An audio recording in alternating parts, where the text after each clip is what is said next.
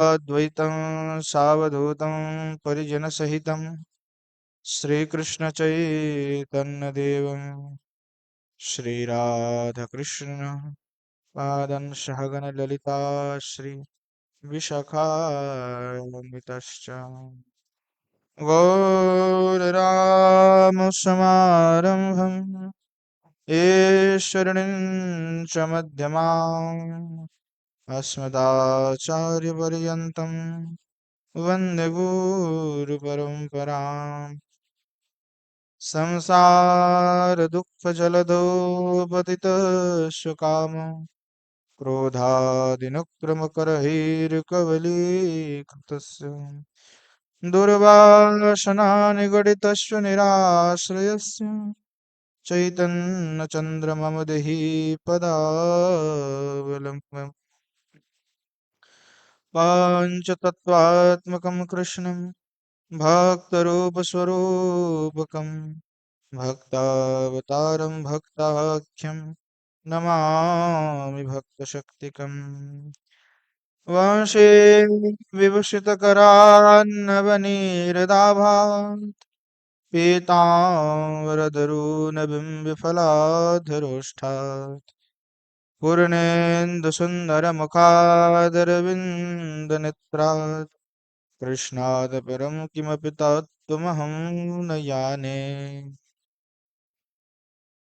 विद्युल्लताविलसितानुपमाङ्गकान्तिं वैदग्ध्यकारुण्यरसाप्लुतपद्मनेत्रम् बृन्दावननवनिकुञ्जरसेकतृष्णं राधां विना किमपि तत्त्वमहं न जाने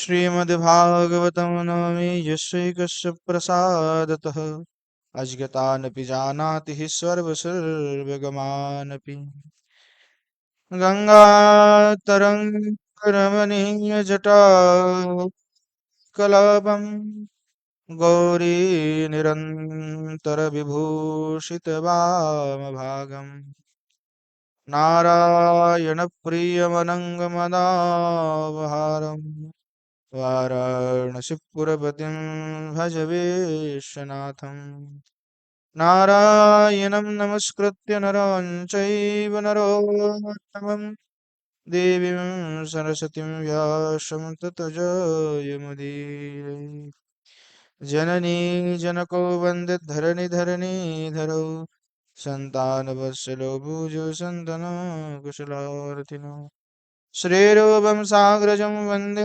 रघुनाथं कृपामयं श्रीजीवं भट्टयुगं च शयनो सुखदायकम् येषां सहजस्निग्धानं पादरेणुमभीक्ष्णसा सर्वविघ्नविनाशाय शिरसा धारयाम्यहम् वृन्द्यायै तुलसीदेव्यै प्रियायै केशवस्य च कृष्णभक्तिप्रदे देवी सत्यवत्यै नमो नमः वाञ्छकल्पतरुभ्यश्च कृपा सिन्धुभ्यैव च पतितानं पावनेभ्यो वैष्णवेभ्यो नमो नमः हरे कृष्ण कृष्ण कृष्ण हरे हरे हरे हरे राम राम राम हरे हरे बोलो श्री राधा गिरिंद्र बिहारी लाल की जय श्रीमन महाप्रभु की जय बोलो जय जय श्री राधेश्याम हृदय और हरि बोल। पंडित बाबार कृपाয় নিত্য সৎসঙ্গে আমরা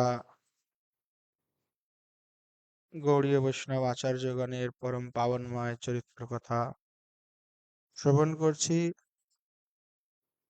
পূর্ব দিবস আমরা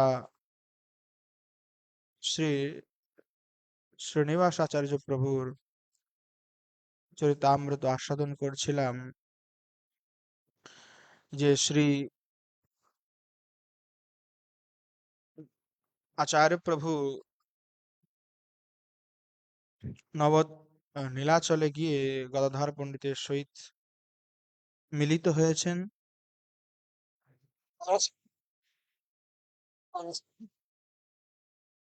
এবং সেখানে মিলিত হয়ে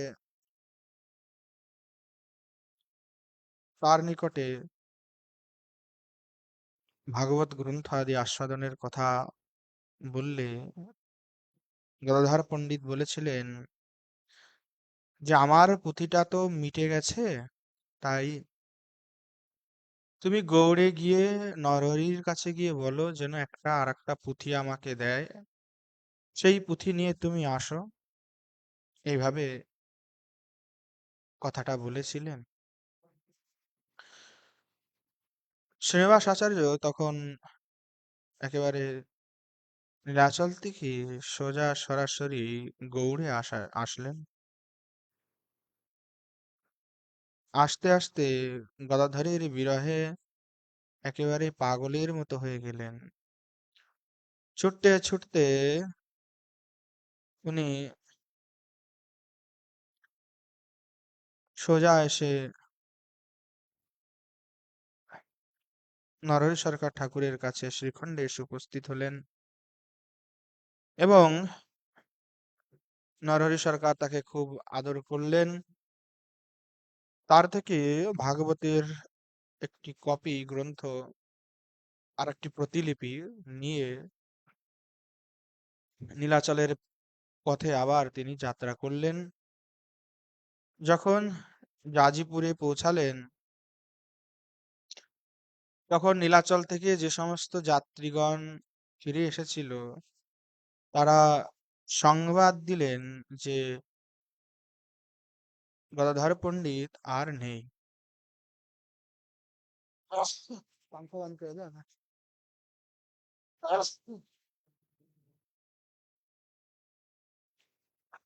আজ্ঞা দিয়েছিলেন, এসে তারা বললেন নীলাচল থেকে যে ভক্তগণ তারা যে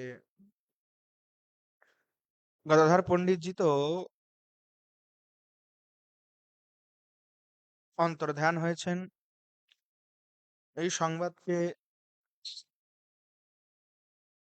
পাওয়ার পরে আচার্য প্রভু প্রচুর বিরহে একেবারে মূর্ছিত হয়ে ভূমিতে পড়ে যান। নিজেকে আর সংবরণ করতে পারেননি, একেবারে ভূমিতে পড়ে সাথে সাথেই মূর্ছিত হয়ে যান। যখন চেতনা পেল তখন হায় হায় কপাল বলে বারবার নিজের বুকে আঘাত করতে থাকলেন যে আমার বড় দুর্ভাগ্য, আমার আর গদাধরের সঙ্গ লাভ হলো না, তার দর্শন আর হলো না। এদিকে আচার্য প্রভুর আর নীলাচল যাত্রাটি এবার হলো না। তিনি খুব দুঃখে ভারাক্রান্তে জাজি গ্রামে কয়েকদিন খাওয়া দাওয়া সমস্ত কিছু একেবারে অনিয়ম করে একপূর্বক বন্ধ করে দিয়ে খুব বিরহে দুঃখের সহিত জীবন কাটাতে লাগলেন। এদিকে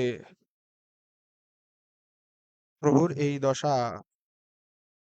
দেখে শ্রীমান মহাপ্রভু এবং গদাধর উভয়েই সাক্ষাৎ তাকে স্বপ্নে দর্শন দিলেন।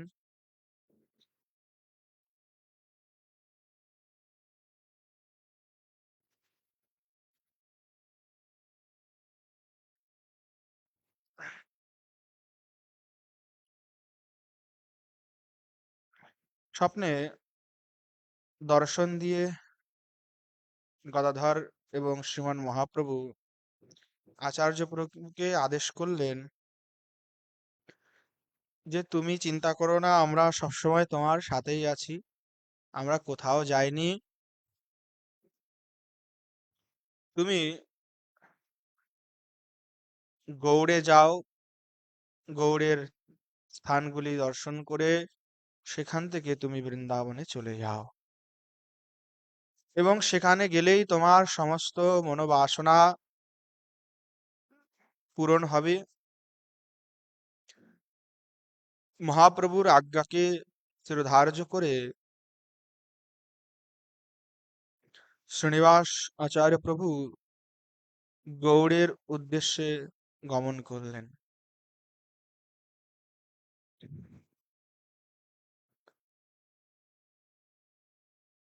এই জন্যই শ্রীনিবাস আচার্য প্রভু তখন বুঝলেন যে কেন গদাধর পণ্ডিত আমাকে দ্রুত বঙ্গে পাঠিয়ে দিলেন, এবং নীলাচলে যাওয়ার আগে কেন গদাধর পণ্ডিত একেবারে পাগলের মতো তার জন্য প্রতীক্ষা করছিলেন, সেটাও তিনি বুঝলেন।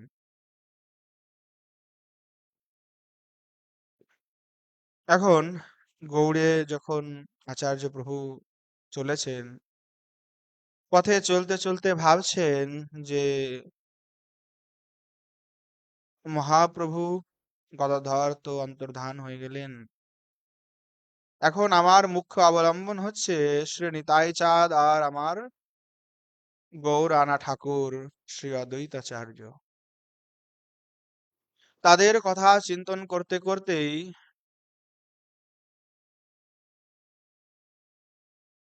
নীলাচলের বঙ্গের দিকে আর কি গৌড় দেশে তিনি গমন করলেন।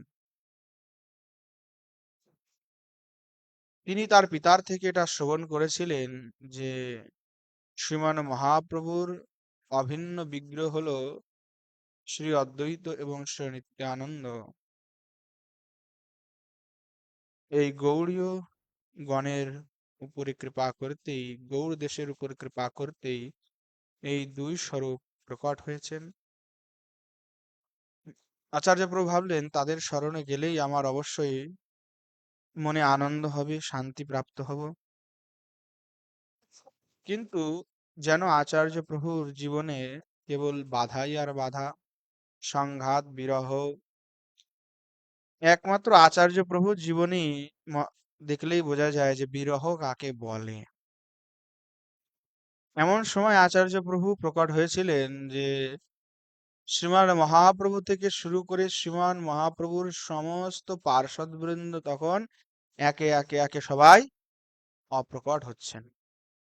আর বারবার সেই অপ্রকটের যে বিরহ বেদনা ব্যথা, সেই ব্যথাটি বারবার আচার্য প্রভু পেয়েছেন।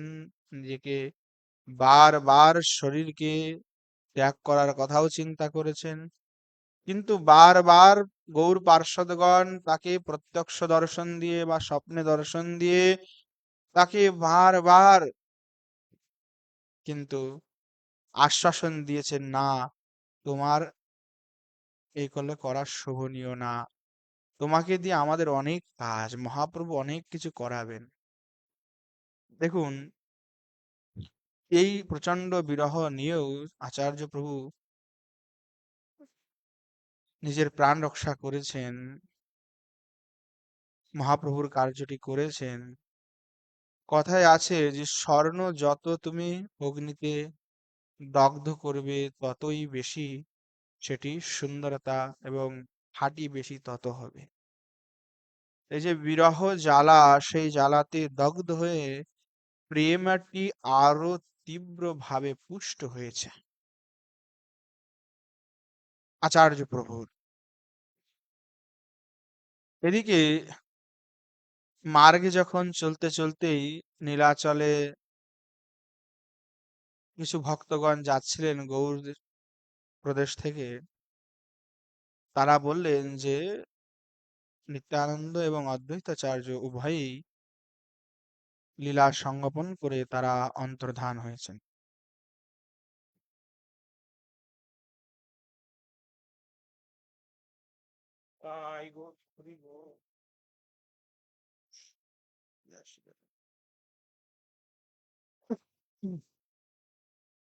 এই কথা শোনার পরবর্তীতে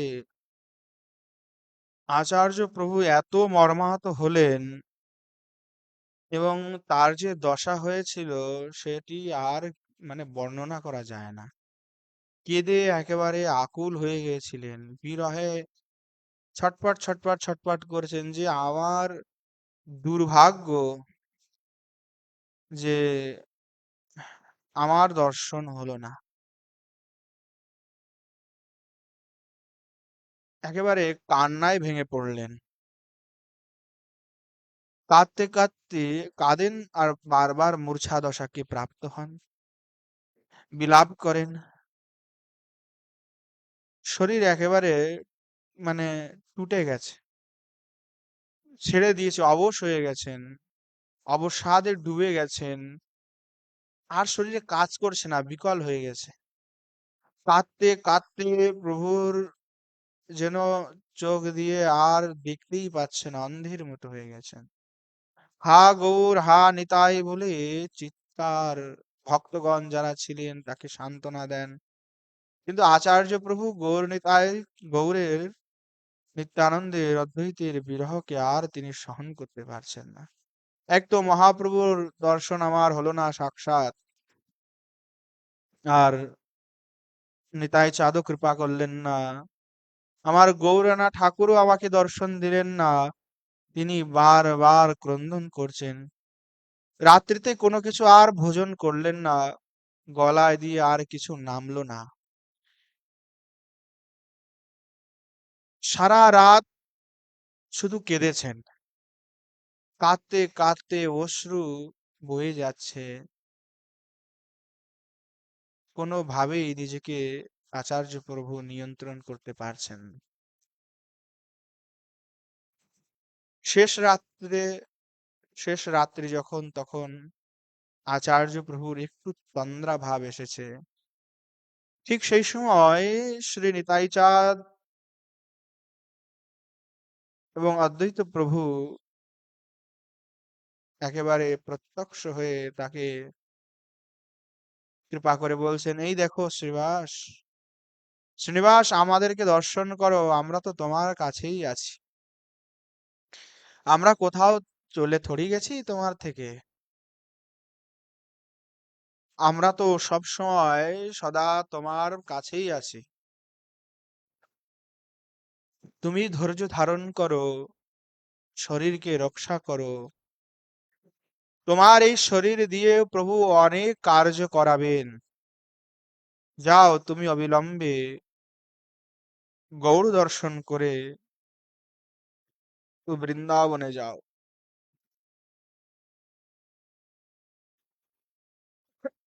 এইভাবে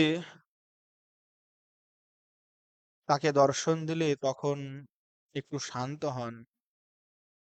বারবার যখন গৌর পার্ষদগণ অপ্রকট হয়েছেন, যার সাথে দেখা করতে গেছেন, একবার হয়তো দেখা হলো, কারোর সাথে অনেকবার হয়ও নাই, তারা অপ্রকট হয়ে গেছেন। আর আচার্য প্রভু একেবারে দুঃখে শোকে বিরহে আকুল হয়ে গেছেন। কিন্তু গৌর পরিকরগণ তাকে বারবার দর্শন দিয়ে শান্ত করেছেন, তার প্রাণটি রক্ষা করেছেন। যদি আচার্যগণ, পার্ষদগণ আচার্য প্রভুকে দর্শন না দিত, আশ্বস্ত না করতেন, তাহলে কিন্তু আচার্য প্রভুর জন্য জীবনটি রক্ষণ করা খুব সহজ হতো না।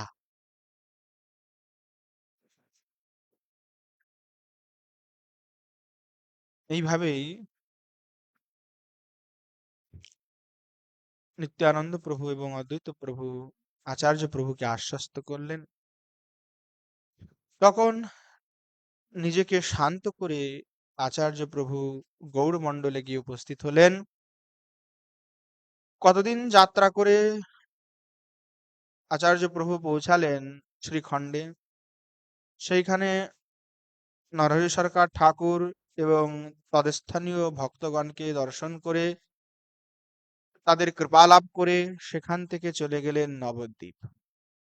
আচার্য প্রভুর কিন্তু এখনো দীক্ষা গ্রহণ হয়নি।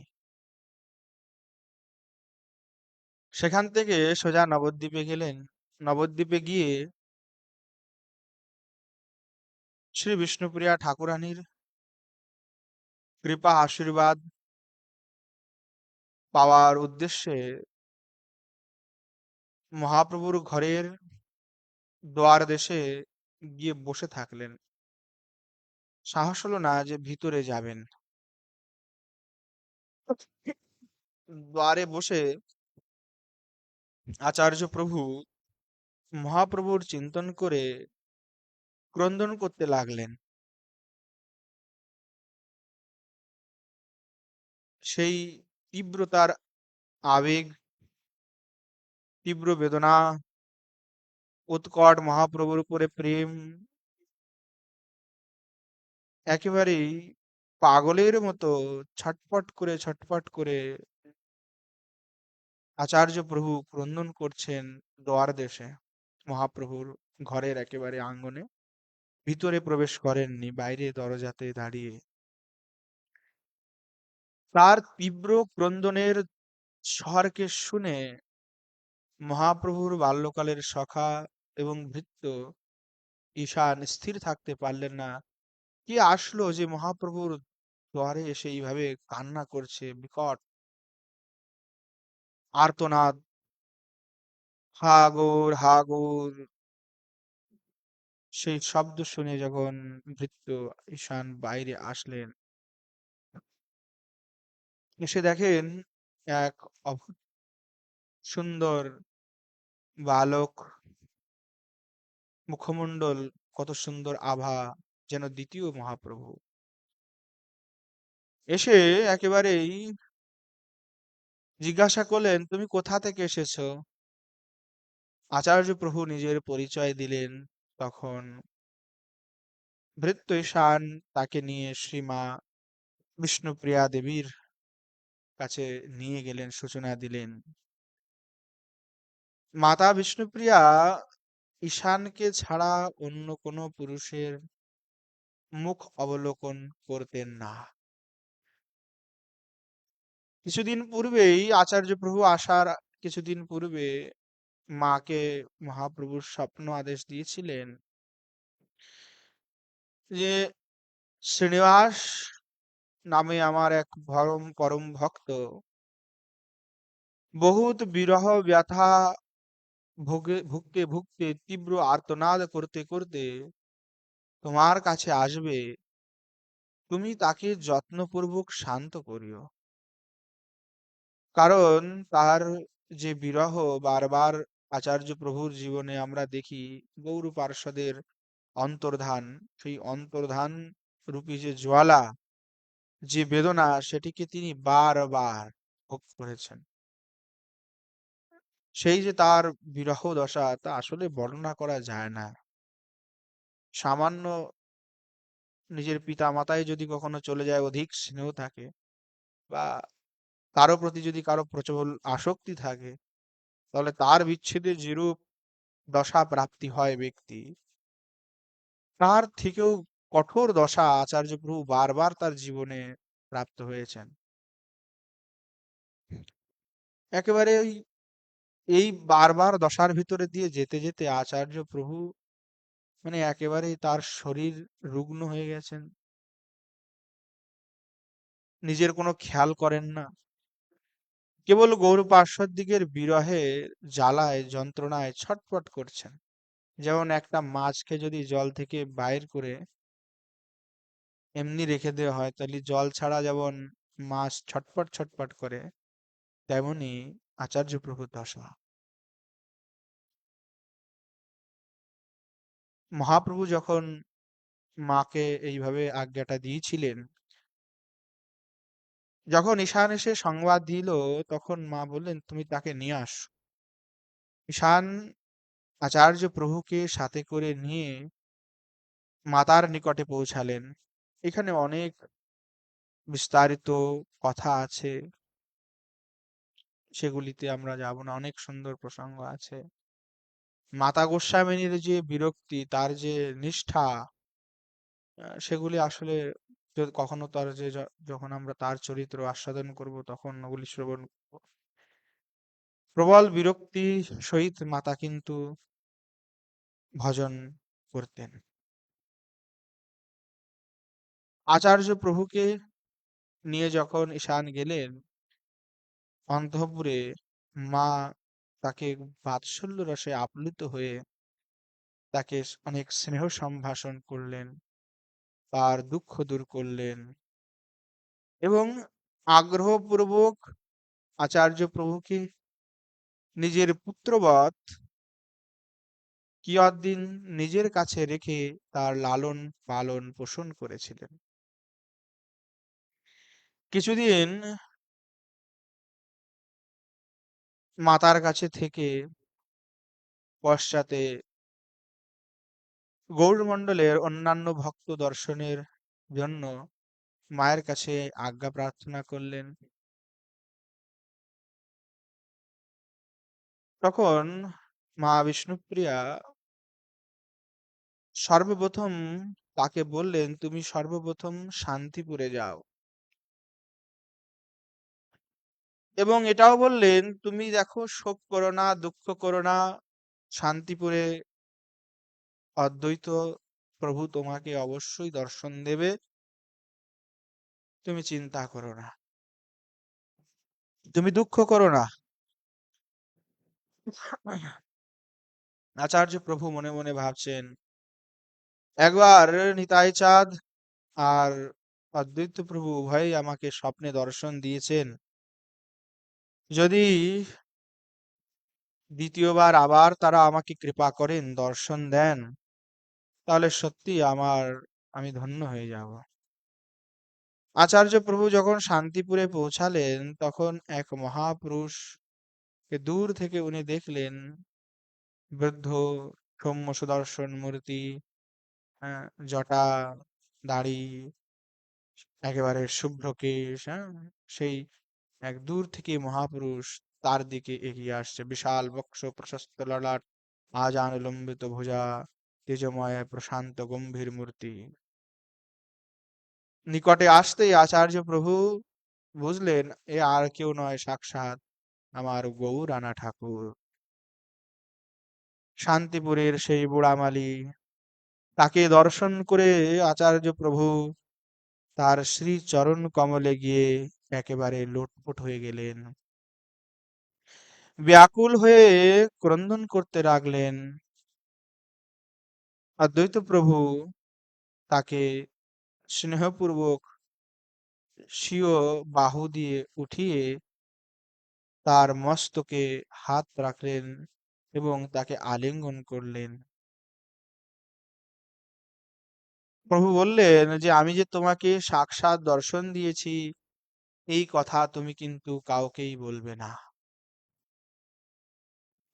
এখন তুমি বৃন্দাবনে যাও, সেইখানে গোপাল ভট্ট তোমার পানে, তোমার জন্য অপেক্ষায় আছে, তোমার পানে চেয়ে আছে যে তুমি কবে যাবে। সেই জন্যই তো সে তার শরীর রক্ষা করে আছে। তুমি তার নিকটে গিয়ে দীক্ষা গ্রহণ করো এবং শ্রী জীব গোস্বামীর থেকে শাস্ত্র অধ্যয়ন করো।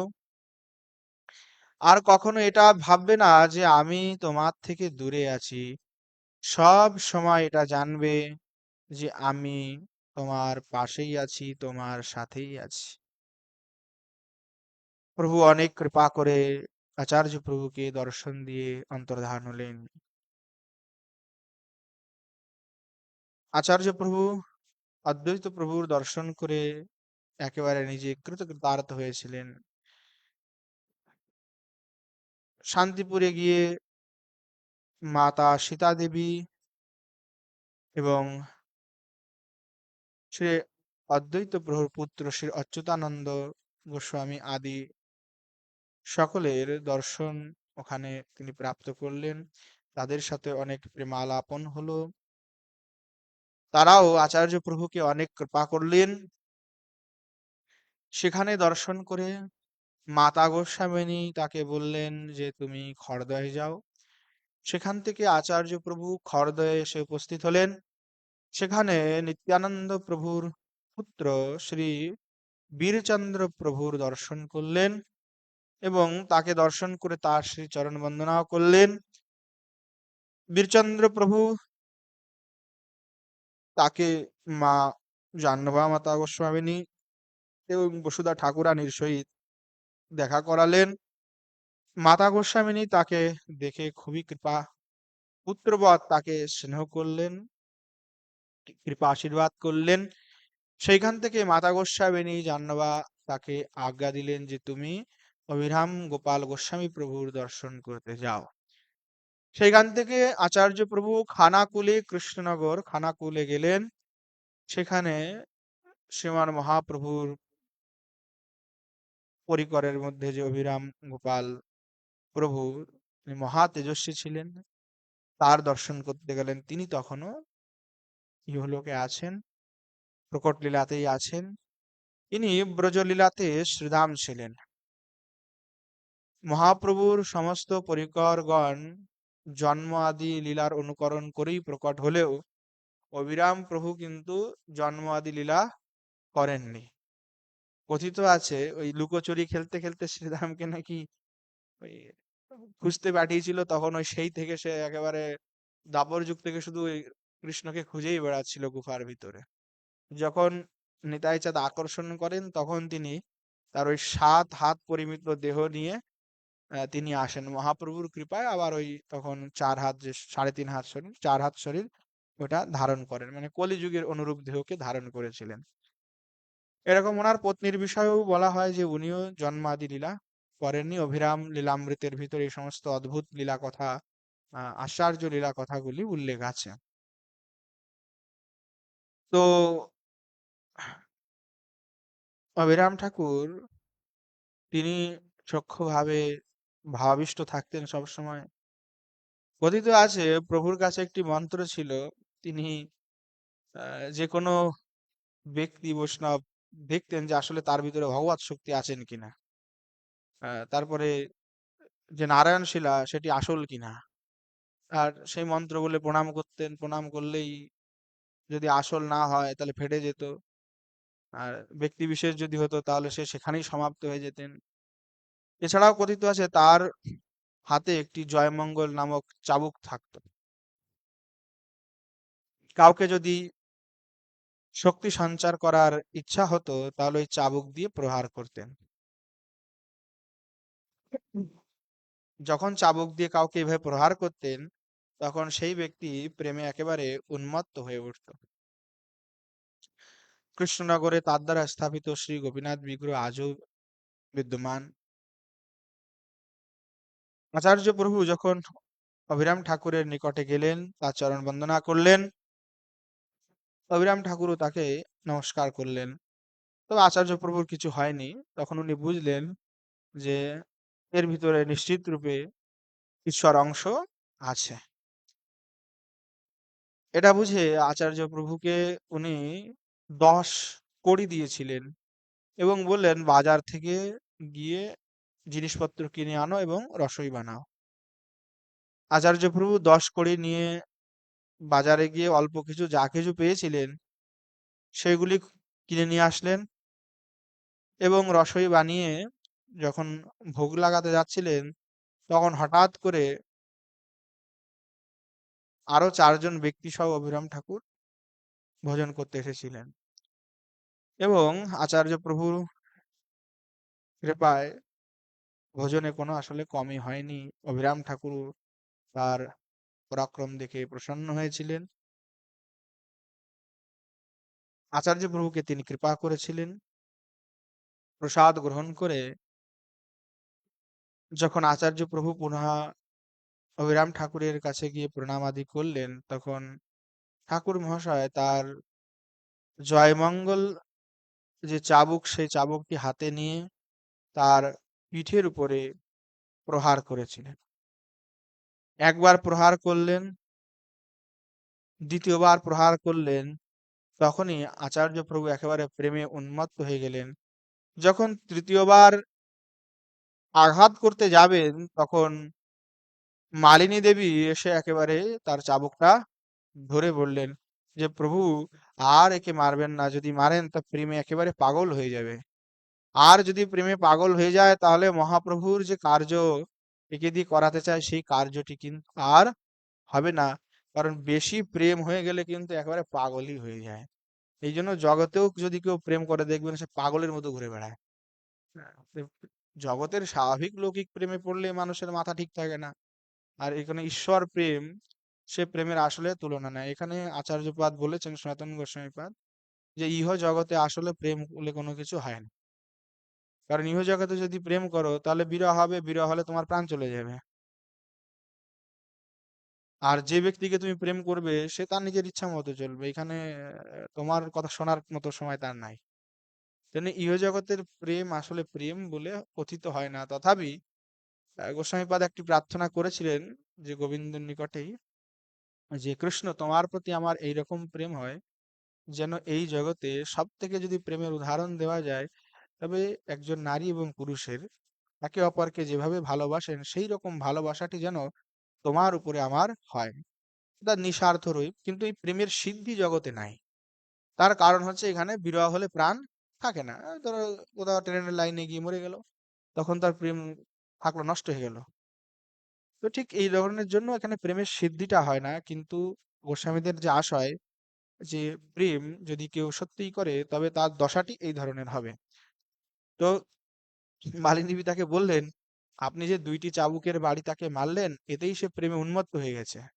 এর থেকে আর যদি বেশি কিছু আঘাত করেন তো 3য় বার মারলে এমন পাগল হয়ে যাবে যে তাকে আর আটকে রাখা কোনোভাবেই যাবে না, সংসারের দিকে কোনো ধ্যান দিবে না, ও পাগলের মতো ঘুরে ঘুরে বেড়াবে। তখন আর গৌরের কার্যটি হবে না, তাই আর আপনি মারবেন। তখন মালিনী দেবীর কথায় অভিরাম ঠাকুর আর তাকে জয়মঙ্গল চাবুক দিয়ে আঘাত করেননি। সেখান থেকে কৃপা করে আচার্য প্রভু, সেখানে কৃপা প্রাপ্ত হয়ে আচার্য প্রভু সোজা শ্রীখণ্ডে গিয়ে পৌঁছালেন। শ্রীখণ্ডে গিয়ে ঠাকুর মহাশয়ের সাথে মিললেন নরহরি ঠাকুরের সহিত। ঠাকুর মহাশয়ের কাছে প্রার্থনা করলেন যে আমি বৃন্দাবনে যেতে চাই। নিতাই চাঁদ, অদ্বৈত প্রভু, মহাপ্রভু, গদাধর পণ্ডিত সকলেই আমাকে আদেশ দিয়েছেন যেন আমি ব্রজে যাই। সেখান থেকে আজ্ঞা নিয়ে জাজি গ্রামে আসলেন। জাজি গ্রামে এসে মাতা লক্ষ্মীপ্রিয়া তার কাছে এসে প্রার্থনা করলেন। এদিকে একটাই মাত্র পুত্র, স্বামী তো অনেক আগেই অন্তর্ধান হয়েছেন। পুত্র বিয়োগে মাতা খুবই কান্না করতে লাগলেন, না আমি যেতে দেব না, যেতে দেব না। কিন্তু আচার্য প্রভু তার মায়ের এই দশাকে দেখে কিছুদিন মায়ের কাছে থাকলেন। অগত্য দেখলেন মা কিছুতেই ছাড়বেন না। তখন তিনি হঠাৎ করে একদিন মহাপ্রভুর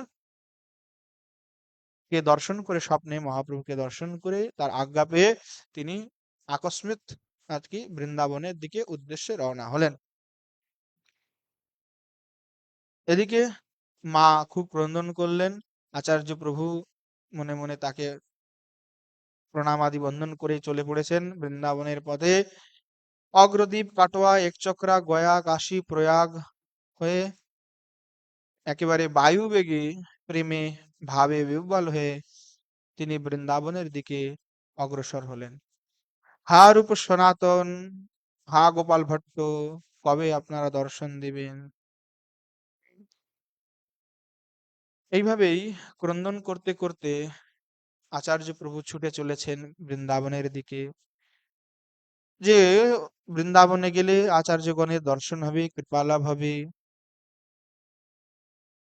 এই ভাবনা চিন্তা করে যে তাদের দর্শন প্রাপ্ত হলে নিজে একেবারে ধন্যাতি ধন্য হয়ে যাব, অযাচক বৃত্তি পালন করতে করতে তিনি পথে এগোচ্ছেন। আহার নিদ্রা তার কোনো কিছুই চিন্তা নেই। চলতে চলতে আচার্য প্রভুর শরীর ক্লান্ত জীর্ণ শীর্ণ অবস্থায় পরিণত হয়েছে। এমতো অবস্থায় তিনি মথুরার বিশ্রাম ঘাটে এসে উপস্থিত হলেন। সেখানে এসে প্রভু একটু বিশ্রাম নিলেন। সে যখন বিশ্রাম নিচ্ছিলেন এবং ভাবছেন যেই তো পৌঁছে গেছি রূপ সনাতনের, আমার খুব শীঘ্রই দর্শন হবে, কালকেই আমার দর্শন হবে। এদিকে কিছু লোক বৃন্দাবন থেকে দর্শন করে বঙ্গে গৌড়ের দিকে যাচ্ছিলেন। তাদের থেকে আচার্য প্রভু সংবাদ পেলেন যে শ্রী রঘুনাথ ভট্ট, শ্রী সনাতন এবং শ্রী রূপ গোস্বামী পাদ তিনজনই অপ্রকট হয়েছেন। এই খবর শোনার পরে আচার্য প্রভু একেবারে গভীর মূর্ছা দশায় প্রাপ্ত হলেন। ভূমিতে লোটপাট হয়ে গেলেন, কান্না করতে, হা রঘুনাথ, হা রঘুনাথ, হা সনাতন, হা রূপ, চিৎকার করতে করতে পাগলের মতো তিনি ক্রন্দন করছেন, ছটফট করছেন। পাগলের ন্যায় হয়ে গেছিলেন একেবারে। ক্রন্দন করতে করতে করতে মূর্ছা, অসহনীয় বেদনা। সেই বেদনার কথা আর কবিগণও বর্ণনা করতে পারেননি। বলেন যে কি লিখবো, লিখতে গেলেই চোখে ভিজে যায়, তা আর বর্ণনা করতে পারি না, লেখা যায় না বিরহ। আচার্য প্রভু পাগলের মতো হয়ে গেলেন একেবারে, ভাবছেন মনে মনে যে আমার জন্মটাই বৃথা, আমার জন্মটাই বৃথা। আমি বারবার যেখানেই যাই সেখানেই গৌর পার্ষদগণ অন্তর্ধান হয়ে যান। আমি যখন মহাপ্রভুর দর্শন করতে নীলাচলের উদ্দেশ্যে গেলাম, তখন মহাপ্রভু অন্তর্ধান হয়ে গেল। যখন সেখান থেকে গৌড়ী আসলাম, সেখানে আমার অদ্বৈত প্রভু, আমার নিত্যানন্দ অন্তর্ধান হয়ে গেল। সেখান থেকে আমি ভাবলাম যে গদাধরের কাছে যাব, সেখানে গদাধরের কাছে যাব, সেখানে গদাধর অন্তর্ধান হয়ে গেলেন। বারবার তিনি চিন্তা করছেন যে যেদিকে আমি যাই সেই দিকেই গৌর পার্ষদগণ আমাকে দর্শন না দিয়ে তারা অন্তর্ধান হয়ে যান। নিশ্চিত রূপে মনে হয় আসলে আমার আমি আসলে অমঙ্গলময় একজন লোক। কারণ যেখানে যাই সেখানেই অমঙ্গল হয়। তা আমার মতোই অমঙ্গল স্বরূপ হয়তো ব্রজে যদি আমি যাই, তাহলে না জানে আর গোস্বামীরা নিজের প্রাণ রাখেন কি না রাখেন। তা আমার এই অমঙ্গলময় শরীরকে নিয়ে ব্রজে আমি যাব না। আচার্য প্রভুর জীবনটা যদি আপনি দেখুন, এই রকম বিরহ আহ কেউ সেইভাবে লাভ করেনি যতটা না আচার্য প্রভু পেয়েছেন। তার বাল্যকাল থেকে শুরু করে যৌবনাবস্থা পর্যন্ত শুধু বিরহ আর বিরহ, ছোটখাটো বিরহ না। সাক্ষাৎ নিত্যানন্দ, সাক্ষাৎ মহাপ্রভু, গৌর পার্ষদ যারা আছেন সবাই তাকে অন্তর্ধান হয়ে যাচ্ছেন। আর এই যে বারবার বিরহ, বারবার তার হৃদয়টা বেদনা ব্যথায় পরিপূর্ণ হয়ে যায়, তিনি বারবার মর্মাহত যান, মর্মাহত হয়ে নিজের শরীরটাকে ত্যাগ করতে চান, নিজে ভাবেন যে এই জীবন আর রাখবো না, কিন্তু তখনই আবার গৌর পার্ষদগণ এসে তাকে কিন্তু কৃপা করেন।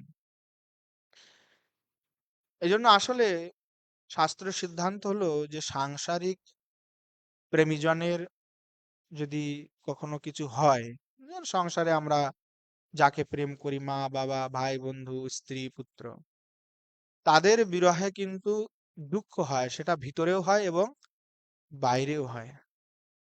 কিন্তু ভগবানের যে পার্ষদগণ আছেন তাদের যে বিরহ, সেটি বাইরে দুঃখদায়ী হলেও ভিতরে কিন্তু সেটি মঙ্গলময়ই, সেটি ভিতর থেকে মঙ্গলই প্রদান করে। কারণ আমরা জানি যে তারা সেই অচিন্ত পরমাত্মা, সেই গোবিন্দের সহিত তারা মিলিত হচ্ছেন, এটার একটা আনন্দ কিন্তু থাকে। এই জন্য সেই আনন্দটিও একসময় লাভ হয়, কিন্তু বাইরের যে জগতের বিরহ তা এই পর আনন্দটিকে লাভ করাতে পারে না। আচার্য প্রভুর জীবনে বারবার এইভাবে যে বিরহ, সেই বিরহ তাকে বারবার আরো পোক্ত করেছে, তার প্রেমটিকে আরো দৃঢ় করেছে। ভক্তি রাজ্যে তার যে প্রেম, গৌরীর প্রতি যে প্রেম, সে এত তাপিত হয়েছে, যেমন স্বর্ণকে যত জ্বালাবে, যত দগ্ধ করবে, তত কিন্তু শুদ্ধ স্বর্ণ লাভ হয়। ঠিক তদ্রূপ ভাবে বিরহে অগ্নিতে তাপিত হয়ে বারবার আচার্য প্রভু কিন্তু শুদ্ধ স্বর্ণের ন্যায় শুদ্ধ প্রেম সত্যরূপে প্রতীয়মান হয়েছিলেন। আচার্য প্রভু ভাবছেন যে আমার এই অমঙ্গল শরীর নিয়ে আর ব্রজেও যাব না, আর গৌড় দেশেও যাব না, এই শরীরকে আমি আর রাখবো না। চিন্তা করতে করতে বিশ্রাম ঘাটের ওইদিকে, তখন বিশাল জল, এখনো তো ওইদিকে একটু দেখবেন জঙ্গল মতো আছে ভালোই, তাই ভাবলেন যে গভীর জঙ্গলের ভিতরে তখন উনি প্রবেশ করলেন। প্রবেশ করে এক বৃক্ষের তলে গিয়ে সেখানে বসলেন। বসে বসে এই সমস্ত কথা চিন্তন করছেন যে কিভাবে নিজের প্রাণটাকে আমি শেষ করব। কান্না করছেন আর নিজের এই কথা চিন্তা করছেন যে আমার মতো অমঙ্গল ব্যক্তি আর কেউ দ্বিতীয় নাই, আমি একদম অমঙ্গল স্বরূপ সাক্ষাৎ। এদিকে কান্না করতে করতে করতে করতে করতে শেষ রাত্রিতে যখন একটু তন্দ্রাভাব এসেছে, কারণ যত বিরহ বেদনা হবে, ক্লান্তি হবে, যত শোক হবে, শরীর কিন্তু ততই আপনার ক্ষীণ হয়ে যাবে, দুর্বল হয়ে যাবে, ক্লান্ত হয়ে যায়।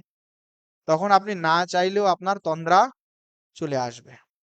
তো যখনই তন্দ্রা ভাবটি হয়েছে, তখনই সাথে সাথে সেই সময় শ্রী রূপ রঘুনাথ সনাতন গোস্বামীর তিন গোস্বামীগণ তারা সাক্ষাৎ আবির্ভূত হলেন এবং তাকে স্নেহপূর্বক প্রবোধ দিলেন, আরে তুমি চিন্তা করো না, আমরা তো তোমার সাথেই আছি।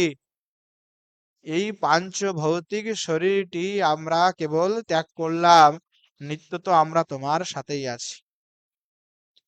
তুমি শীঘ্রই বৃন্দাবনে যাও, তোমার জন্যই গোপাল ভট্ট অপেক্ষা করছে, তোমার পথপানেই সে চেয়ে আছে যে তুমি কবে যাবে। তুমি যাও, গিয়ে তার থেকে দীক্ষা গ্রহণ করো এবং আমাদের লেখা যত সমস্ত গ্রন্থ সেগুলি শ্রী জীব গোস্বামীর কাছে গিয়ে তুমি অধ্যয়ন করো এবং এটাই মহাপ্রভুর তোমার জন্য আজ্ঞা, সেই আজ্ঞার তুমি পালন করো। এই বলে আচার্যগণ অন্তর্ধান হলেন। আচার্য প্রভুর নিদ্রা ভঙ্গ হলো এবং মহাপ্রভু যে পূর্বে একই আদেশ করেছিলেন সেটি তার মনে আসলো এবং অনেক কষ্ট করে তিনি ধৈর্য ধারণ পূর্বক মথুরা থেকে বৃন্দাবনের দিকে প্রস্থান করলেন। এদিকে শ্রী রূপ সনাতন গোস্বামীপাদ শ্রী গোপাল ভট্ট গোস্বামীকে এবং জীব গোস্বামীকে দর্শন দিয়ে আচার্য প্রভুর আসার কথা সূচনা দিলেন এবং গোপাল ভট্ট গোস্বামীকে বলেছিলেন যে তুমি তাকে দীক্ষা দিবে এবং জীব গোস্বামী পাদকে বলেছিলেন যেন তুমি তাকে সমস্ত শাস্ত্র অধ্যয়ন করাবে। আচার্য প্রভু এসে বৃন্দাবনে এসে উপস্থিত হলেন। তখনকার সময় প্রসিদ্ধ তো গোবিন্দ মন্দির, সেইখানে আচার্য প্রভু গিয়ে গোবিন্দের দর্শন করে মূর্ছিত হয়ে ওখানে পড়ে গেলেন। সেই মূর্ছিত হয়ে পড়ে আছেন আর ওঠেন না। যখন বৈকাল বেলা আচার্য প্রভু এসে উপস্থিত হয়েছেন, তার কিছুক্ষণ পরে শ্রী জীব গোস্বামী পাদ গোবিন্দজির দর্শন করতে এসেছেন। দর্শন করতে এসে দেখেন যে মন্দিরের প্রাঙ্গণে এক নব যুবক মূর্ছিত হয়ে পড়ে আছে, কিন্তু তার মুখে অদ্ভুত এক আভা জ্যোতি। তাকে দর্শন করছেন পূজারী, কর্মচারী, যারা অন্যান্য ভক্তগণ, তারা সবাই চকিত নেত্রে তারা ওই বালকটি সেই যুবককে দর্শন করছে এবং দর্শন করছেন আর দেখে তাদের নেত্র থেকে অশ্রুধারা নিপতিত হচ্ছে। জীব গোস্বামীপাদ সেই মূর্ছিত নবযুবককে দেখে বুঝলেন এ আর কেউ নয়, এ হলো শ্রীনিবাস। আর তখন জীব গোস্বামীপাদ নিজে গিয়ে তাকে কোলে রাখলেন, মাথাটা কোলে রেখে তাকে চেতন করানোর অনেক চেষ্টা করলেন, কিন্তু কোনোভাবেই তার চেতনা আসলো না। তখন জীব গোস্বামীপাদ শিষ্যবৃন্দকে দিয়ে তার নিজের কুটিয়াতে নিয়ে গিয়ে রাখলেন। রাত্রি 2 প্রহর যখন চলে গেল, তখন আচার্য প্রভুর চৈতন্য আসলো। জীব গোস্বামীপাদ তাকে দেখে মন্দ মন্দ হাসছেন। আচার্য প্রভু অদ্ভুত নয়নে জীব গোস্বামীপাদের দিকে তাকিয়ে দেখে বুঝলেন ইনি আর কেউ নয়, সেই জীব চরণে লটপট হয়ে গেলেন। শ্রী জীব গোস্বামী তাকে উঠিয়ে গলায় জড়িয়ে ধরলেন, আলিঙ্গন করলেন। আচার্য প্রভু তার নেত্র দিয়ে অশ্রুপাত হচ্ছে, তিনি নিজেকে সামলাতে পারছেন না। জীব গোস্বামীপাদ সান্ত্বনা দিয়ে বললেন, অনেক রাত হয়ে গেছে, তুমি তো সারাদিন কোনো কিছু খাওনি, আহার করনি, এই নাও গোবিন্দের কিছু প্রসাদ, এই প্রসাদ স্বীকার করো এবং পাশের কুটিয়াতে গিয়ে বিশ্রাম করো। জীব গোস্বামীপাদ তাকে ব্যবস্থা করে দিলেন। আচার্য প্রভু সেই রাতে গোবিন্দজির প্রসাদ গ্রহণ করে তারপরে ওই সেই পাশের কুটিয়ায় বিশ্রাম করলেন। পরের দিন সকালবেলায় শ্রী জীব গোস্বামীপাদ আচার্য প্রভুকে সঙ্গে করে গোপাল ভট্ট গোস্বামীপাদের কুটিয়াতে নিয়ে গেলেন এবং সেইখানে গিয়ে গোপাল ভট্ট গোস্বামীপাদের দর্শন করে তিনি একেবারে তন্ময় আবিষ্ট হয়ে গেলেন, চরণে গিয়ে নিপতিত হলেন। গোপাল ভট্ট গোস্বামী খুব আনন্দিত হলেন যে এতদিন বাছা তোমার অপেক্ষাতেই তো আমি ছিলাম। গোপাল ভট্ট গোস্বামী বারবার আচার্য প্রভুর মস্তকে মুখে হাত দিয়ে আর কি আদর করতে লাগলেন, হাত মুখে মস্তকে হাত ঘোরাতে লাগলেন, বারবার তাকে আশীর্বাদ দিলেন, নিজের চরণটি তার মস্তকে অর্পণ করলেন এবং এইভাবে আচার্য প্রভুকে উনি কৃপা করলেন। জীব গোস্বামীপাদ নিবেদন করলেন যে একে আপনি দীক্ষা দিন। অনুরাগ বল্লীতে কর্ণানন্দে উল্লেখ আছে যে মহাপ্রভু গোপাল ভট্ট গোস্বামীকে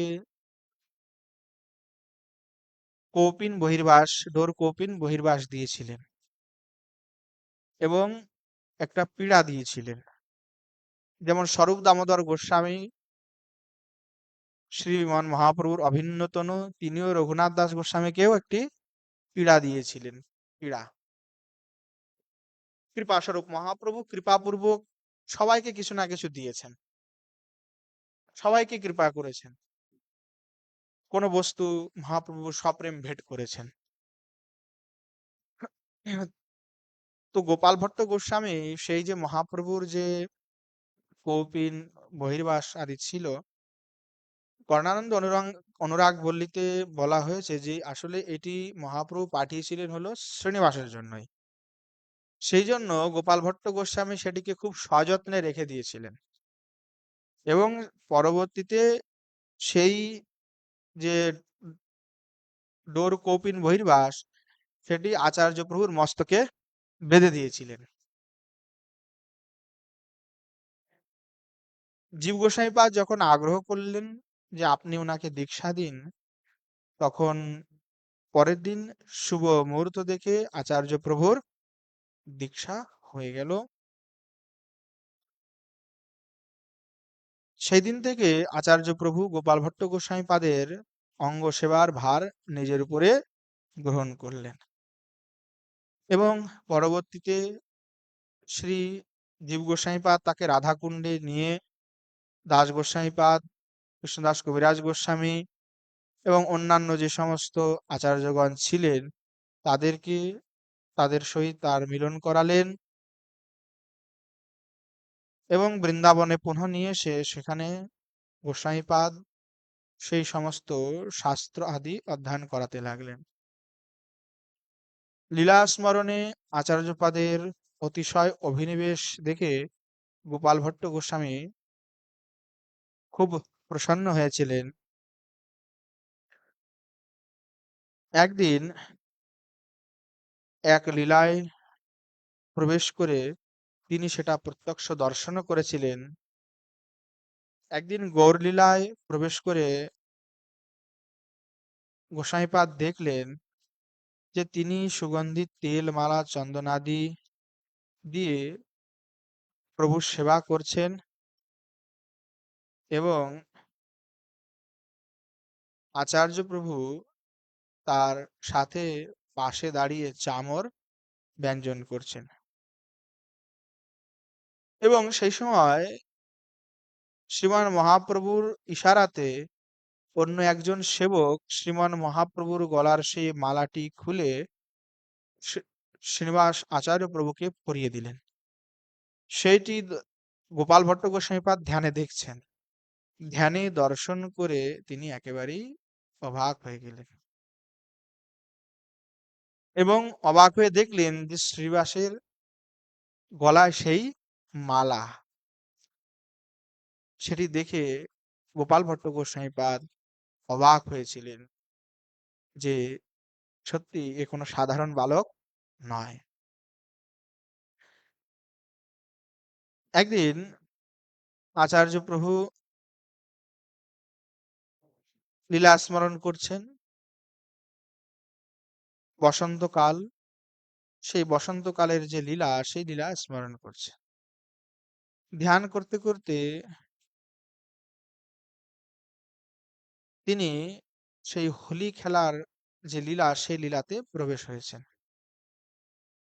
অর্থাৎ নিজে মঞ্জরি ভাবে আচার্য প্রভু মহাপ্রভুরই অবতার, তথাপি তাতে আবার মণিমঞ্জরির আবেশও আছে।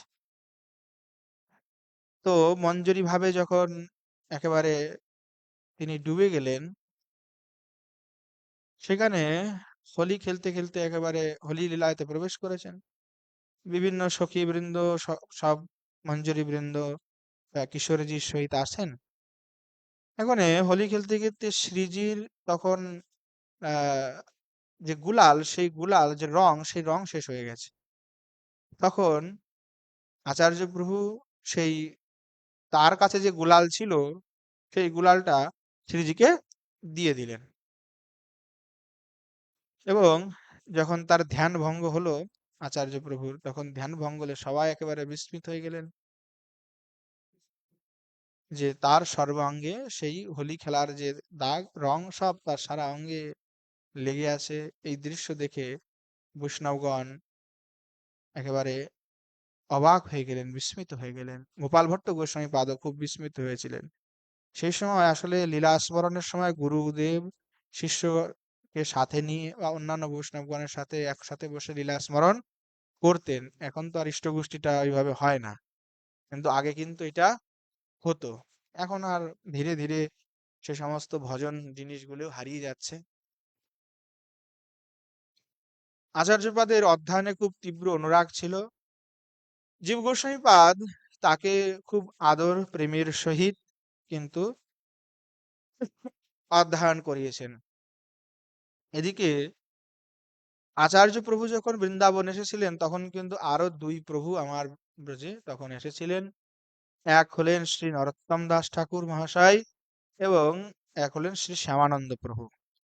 উভয়েই আচার্য প্রভুর সহপাঠী, বন্ধু, মিত্র, আপনজন। এই তিনজনকে শ্রী জীব গোস্বামীপাদ অশেষ কৃপা করেছেন। তিনজনকে সমস্ত শাস্ত্রে অধ্যয়ন করিয়ে সুনিপুণ, সুপণ্ডিত করে তুলেছিলেন। এর ভিতরে শ্রীনিবাস আচার্যের যে মেধা, যে পাণ্ডিত্য, আমরা যে ষড়গোস্বামী অষ্টকম পাঠ করি, সেই অষ্টকমটি কিন্তু শ্রী আচার্য প্রভুরই লিখিত। শ্রীকৃষ্ণ কীর্তন গান নর্তন ইত্যাদি যে অষ্টকম, সেটি আচার্য প্রভুই লিখেছিলেন। তার পাণ্ডিত্য এই অষ্টকমেই বোঝা যায় এবং আরো কিছু চতুশ্লোকী ভাষ্য আদিও আচার্য প্রভুপাদ লিখেছেন। সেগুলি কিছু কিছু পাওয়া যায়, বাকি অনেক কিছুই হারিয়ে গেছে। তো আচার্য প্রভুর এরকম মেধা এবং পাণ্ডিত্য ছিল যে কথিত আছে যে শ্রী জীব গোস্বামীপাদ যখন তাদেরকে অধ্যয়ন করালেন, সেই সময় আচার্যপাদ সব বৈষ্ণব মণ্ডলী যারা বিদ্যার্থী আছে তাদের সাথে আলোচনা করতেন যে দেখি কার কেমন জ্ঞান লাভ হয়েছে, বিভিন্ন বিষয়ে চর্চা করতেন। এখন তো পড়াশোনা তো একেবারেই মাথায় উঠে গেছে, ধীরে ধীরে এখন ওইদিকে চর্চাও হয় না। কারণ আচার্য প্রভু শুধু যে পড়লে হবে তাই না, আগে তো পরীক্ষাটাও নিতে হবে যে আসলে জ্ঞান লাভ হয়েছে কিনা। মুখে শুধু সংস্কৃতে বললেই তো আর জ্ঞান লাভ হয় না। তত্ত্বজ্ঞান একটা আলাদা জিনিস। সংস্কৃত অনেক পড়তেই পারে, কিন্তু তত্ত্বজ্ঞান লাভ হওয়া, সুসিদ্ধান্তকে লাভ হওয়া, সেটি অনেক বিরাট বিষয়। তখন জীব গোস্বামীপাদ বিভিন্ন ভক্তমণ্ডলী যারা ছিলেন ওই সময়, তো তাদের সামনে আর কি ব্যাখ্যা করছিলেন। উজ্জনীলমণির উদ্দীপন বিভাবের একটি পদ্য নিয়ে জীব গোস্বামীপাদ বিচার করছেন। জীব গোস্বামীপাদ যেহেতু উজ্জ্বল নির্মলের উপরে টিকাও লিখেছেন, লোচন লোচনী, তো জীব গোস্বামীপাদ তার যে সমস্ত বিদ্যার্থী ছিল সেইখানে তাদেরকে শ্লোকটি বলে জিজ্ঞাসা করলেন, আরে এই শ্লোকটির অর্থ তোমরা ব্যাখ্যা করো। জীব গোস্বামী বললেন যে শোকি রূপিত দ্বিপত্র স্বতঃপত্রাক্ষেণ যুব্রজত দ্বারি সোয়ম কদম্বডিম্ব ফুল্ল বল্লভ বধূ তদতি। বললেন যে জীব গোস্বামী আসলে এই শ্লোকের ব্যাখ্যা করো। এখন এই শ্লোকের ভাব ব্যাখ্যা কি, সেটি আসলে শ্লোকটার অর্থ হচ্ছে এরকম যে মথুরা যাওয়ার আগে, মানে একজন কোনো সখী বলছেন, হে সখী, কৃষ্ণ যখন এই ব্রজ থেকে চলে যায় মথুরায়, তার আগে এই ব্রজের দ্বারে নিজের হাতে একটা কদম্ব বৃক্ষ রোপণ করেছিলেন। কিন্তু এই কদম্ব বৃক্ষ সময়ের আগেই মানে বড় হয়ে গেছে এবং তাতে ফুলও চলে এসেছে। কিন্তু অন্যান্য যে কদম্ব বৃক্ষ সেটি তার বহু আগে রোপণ করা বা অনেক আগে থেকেই বড় হয়ে আছে, কিন্তু তাতে কোনো ফুল আসেনি। এখন প্রশ্ন হলো যে ওই কৃষ্ণের রোপিত বৃক্ষে কেন ফুল আসলো? জীব গোস্বামীপাদ তার যত পণ্ডিত মণ্ডলী ছিল সেই সময় তাদের সবাইকে বললেন, তোমরা এই শ্লোকের বিচার করো, বলো যে তোমাদের কি অভিমত এই শ্লোক নিয়ে, কেন সেই কদম্ব পুষ্পে আগে ফুল আসলো। যখন শ্রী জীব গোস্বামীপাদ তার ভক্তমণ্ডলী সবাই এই কথা বললেন, তখন সমস্ত যারা বিদ্বান মণ্ডলী ছিলেন কেউই আসলে গোস্বামীপাদের এই প্রশ্নের সন্তোষজনক কোনো উত্তর দিতে পারেননি। তখন জীব গোস্বামীপাদ আচার্য প্রভুকে বললেন, শ্রীনিবাস, শ্রীনিবাস তুমি বলো তো। তখন আচার্য প্রভু হেসে এসে বলছেন যে মথুরাতে যে যাওয়ার আগে এই যে কৃষ্ণ যে এই বৃক্ষটি লাগিয়েছে, সেই বৃক্ষ উনি এখানে লাগিয়ে মথুরায় গিয়ে সেই বৃক্ষর কথাটি চিন্তন করেন এবং বৃক্ষের কথা চিন্তন করে করে ভাবেন যে কি যে বৃক্ষটা আমি লাগিয়ে এসেছিলাম সেটা নিশ্চয়ই এখন বড় হয়ে গেছে, হয়তো সেটাতে ফুলও এসে গেছে। আর প্রভু বারবার এইভাবে চিন্তন করেন, তার চিন্তন বাড়ি সেচনের কারণেই এই বৃক্ষটি শীঘ্রই বড় হয়ে গেছে এবং তাতে ফুলও চলে এসেছে। তখন জীব গোস্বামীপাদ তার এই সুসিদ্ধান্ত এবং পরম মেধা শক্তি, পাণ্ডিত্য বিচার শক্তিকে দর্শন করে মানে একেবারে জয় জয়কার দিয়েছেন। জীব গোস্বামীপাদ বললেন, সত্যি শ্রীনিবাস, তুমি খুব সুসিদ্ধান্ত দিয়েছে। আসল কারণ হচ্ছে এটাই যে কৃষ্ণের চিন্তন বাড়িতে সেচিত হওয়ার কারণেই, অভিসিঞ্চিত হওয়ার কারণেই এই কদম্ব বৃক্ষটি সময়ের আগেই বড় হয়ে গেছে, তাতে ফুলও চলে এসেছে। তাই আজ থেকে তোমার এই যে পাণ্ডিত্য, তোমার এই সুসিদ্ধান্তে প্রসন্ন হয়ে এই সভা মাঝে আমি তোমাকে আচার্য উপাধি দিলাম। বলুন পণ্ডিত সমাজ, কারো কি কোনো আপত্তি আছে? তখন সবার মুখ চুপ, কেউ বলছেন না, বলছে না গোস্বামীপাদ, আপনি যাকে আচার্য উপাধি দিচ্ছেন তাকে, তার প্রতি আমাদের কোনো দেশভাব নাই। আমরা সকলেই সহমত যে এই সভায় আচার্য উপাধি একমাত্র শ্রীনিবাসই পেতে পারেন। সেই থেকেই আচার্য প্রভু মানে শ্রীনিবাস আচার্যের নামের সাথে আচার্য নামটি প্রযুক্ত হয়। সেই দিন জীব গোস্বামীপাদ ঘোষণা দিয়েছিলেন সবাই যে আজ থেকে শ্রীনিবাসের নাম হবে আচার্য ঠাকুর। বলি আচার্য ঠাকুর মহাশয় কি জয়। সকলের অনুমোদনে সেই দিন থেকে আমার শ্রীনিবাস প্রভু হয়ে গেলেন শ্রীনিবাস আচার্য প্রভু। তখন থেকে ব্রজে তাকে আচার্য প্রভু আচার্য ঠাকুর বলেই সকলে সম্বোধন করতে লাগলেন। এই সময় কিন্তু শ্রী নরোত্তম দাস ঠাকুর মহাশয়, যিনি নিত্যানন্দের দ্বিতীয় প্রকাশ, প্রেমবিলাসে উল্লেখ আছে নিত্যানন্দ ছিল যেই নরোত্তম হইলা সেই, শ্রী চৈতন্য হইলা শ্রীনিবাস, অদ্বৈত যারে কয় শ্যামানন্দ, ইয়া হয় এই যে হইলা তিনেরও প্রকাশ। এই তিন প্রভুর তিন প্রকাশ।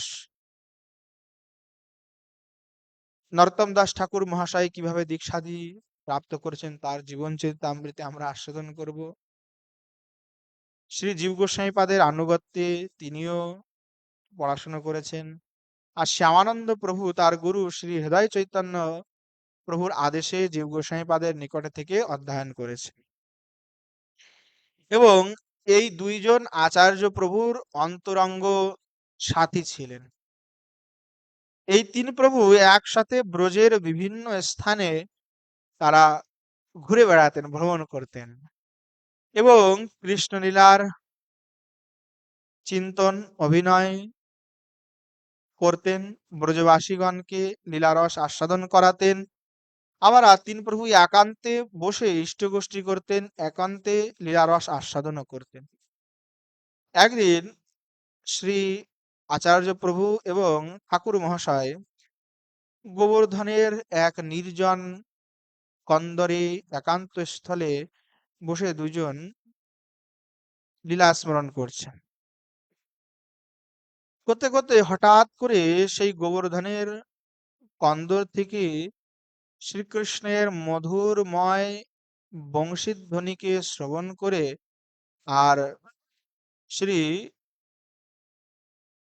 গোবিন্দের অঙ্গ সৌরভ, সেই দিব্য সৌরভকে শুনে তারা একেবারে উন্মত্ত হয়ে গেলেন, পরিপূর্ণ হয়ে গেলেন এবং দুইজন মূর্ছা দশায় প্রাপ্ত হলেন।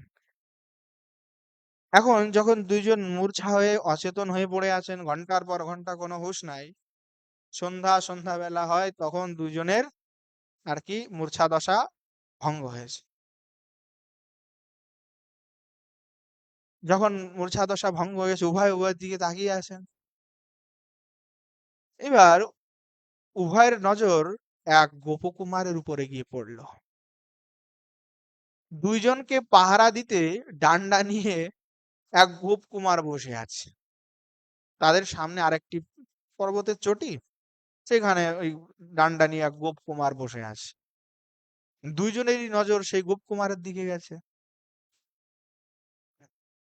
দুইজনে একেবারে হতভম্বিত চোখে, যে কি ব্যাপার। দুইজনেই মনে মনে প্রশ্ন করছেন যে এই গোপকুমারটিকে। উভয় একসাথে প্রশ্ন করলেন, এই যে তুমি এইখানে কি করছো? তখন গোপকুমার হাসতে হাসতে বলছেন, ডান্ডাটা ঘোরাতে ঘোরাতে, লাঠিয়াল গোপকুমার বলছেন, আরে আমার তো কোনো কাম ঠাম নাই, তোমাদের রক্ষা করার জন্য এখানে দাঁড়িয়ে আছিলাম। তোমরা এখানে এসে একান্ত স্থানে অবচেতন হয়ে পড়ে আছো। এই জঙ্গলে কত হিংস্র জীব জন্তু, হ্যাঁ, তোমরা যদি এই অচেতন হয়ে পড়ে থাকো তাহলে তোমাদেরকে তো কোনো কিছু এসে খেয়ে যাবে। তা আমার তো ওই গোচারণ করা স্বভাব, ডান্ডা ঠান্ডা নিয়ে ঘুরে বেড়াই আর এই গোচারণ করি।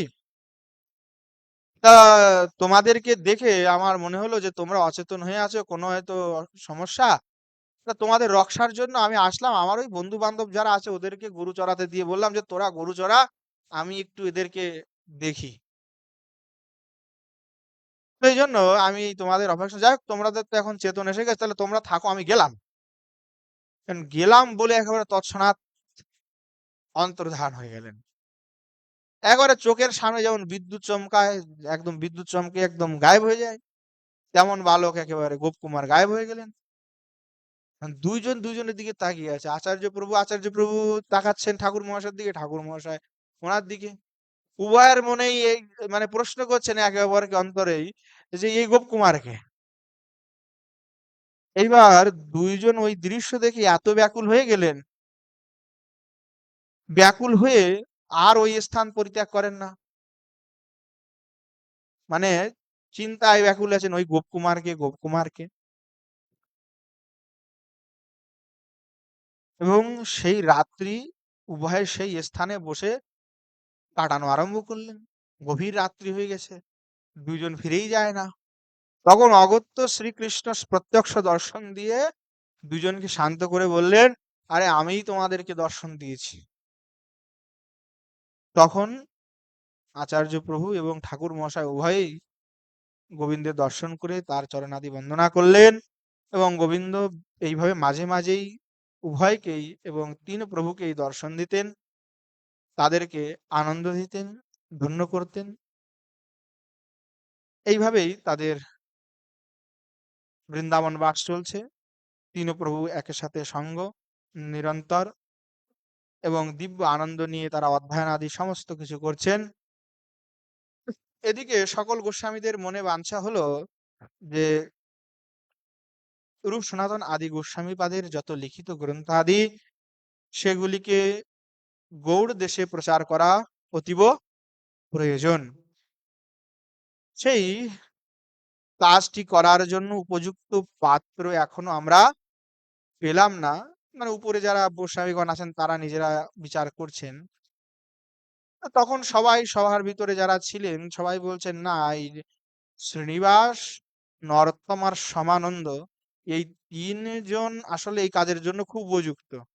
তারা তিনজন সত্যই বিদ্বান পণ্ডিত এবং ভজনানন্দী। তাদেরকে কাজ দিয়েই তাদেরকে দিয়ে এই কাজটি করাতে হবে। যে নরোত্তম এবং শ্যামানন্দ শাস্ত্র অধ্যয়ন করেছে সদাচার অনুষ্ঠান দ্বারা, ভক্তি শাস্ত্রকে পরিবর্তন করার জন্য, প্রচার করার জন্য তারা অবশ্যই উপযুক্ত।